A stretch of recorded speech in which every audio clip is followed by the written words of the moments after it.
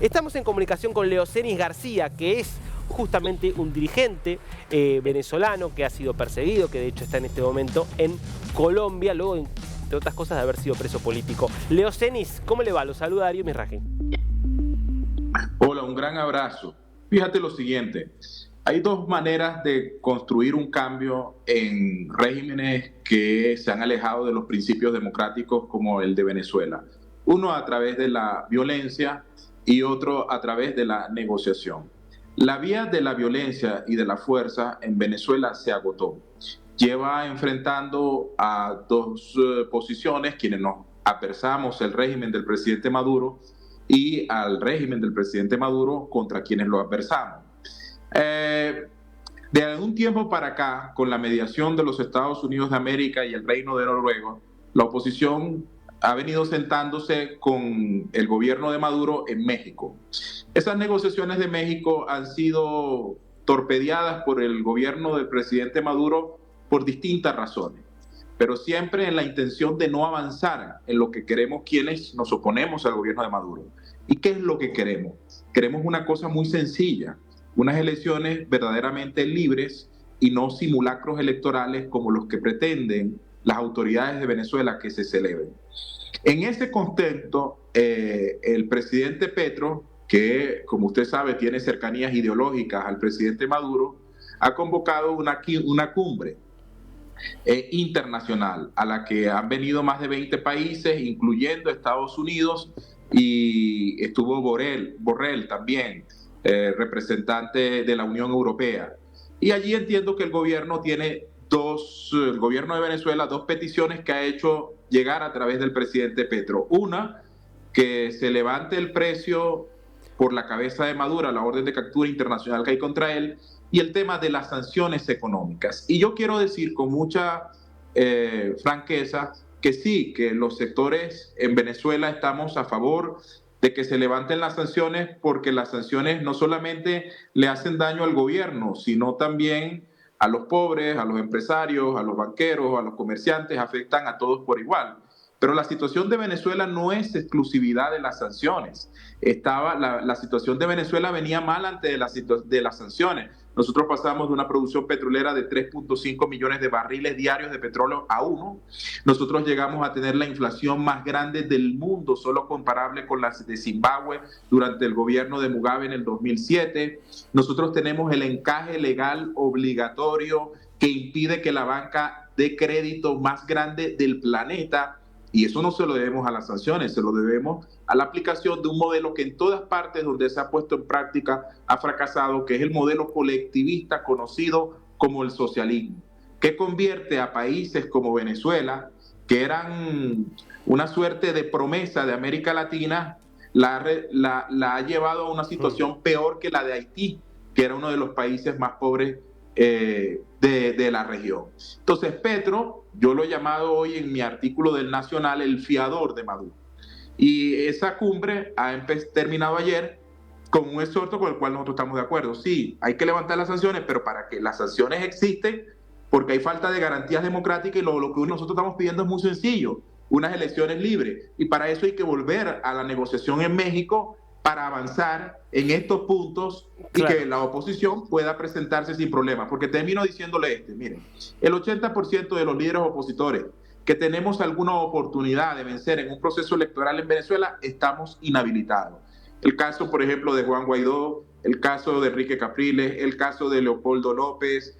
En mi caso, yo fui inhabilitado el año pasado cuando lideraba la encuesta Interlace a la alcaldía de Caracas. Yo era candidato a la alcaldía de Caracas a la oposición y me inhabilitaron sin tener sentencia, sin ser. Entonces, lo que estaba discutiéndose en esta cumbre ayer en Bogotá, yo estoy en Bogotá apoyando la cumbre, pero yo regreso a Venezuela. Lo que se estaba discutiendo ayer es el regreso de nuevo a las negociaciones de México y la posibilidad de que Venezuela decida qué camino va a seguir. Si el camino de regímenes como el de Chile, Leocenis, el de Colombia, el de Brasil, que son gobiernos de izquierda pero que respetan los cánones democráticos, o va a seguir la impresentable dictadura de Nicaragua y Cuba. Leocenis, ahora, yendo a lo más práctico posible, este planteo de levantamiento de las sanciones, ¿sería un levantamiento automático de las sanciones lo que ustedes están pidiendo? Porque las elecciones son recién el año que viene. ¿O el planteo es que se hagan primero las elecciones y después se levantan las sanciones? No, lo que el exhorto lo dice muy bien, muy claro la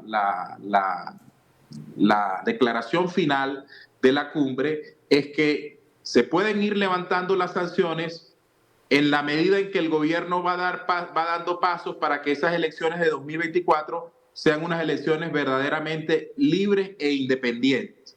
Entonces, el gobierno de Venezuela entiendo que quiere que se levanten las sanciones hoy. Eso es imposible.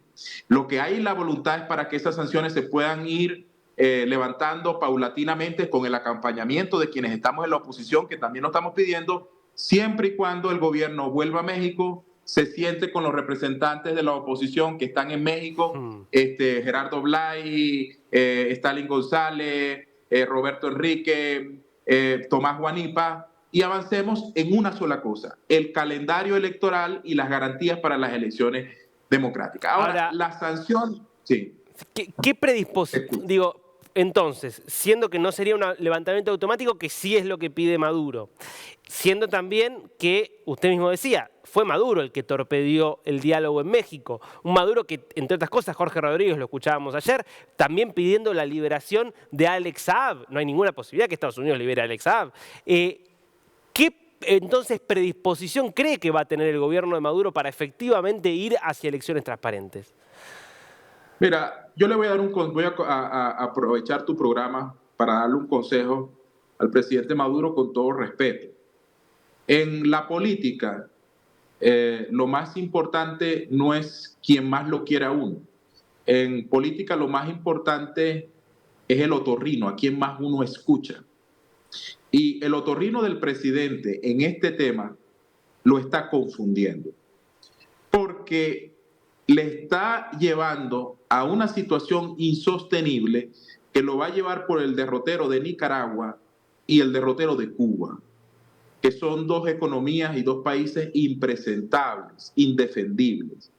Entonces, lo que debe hacer el presidente Maduro es tomar la oportunidad de tener un interlocutor que es cercano, porque Petro no es cercano a nosotros, la oposición venezolana.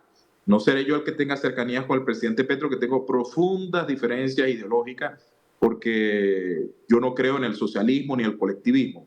Las tiene con él.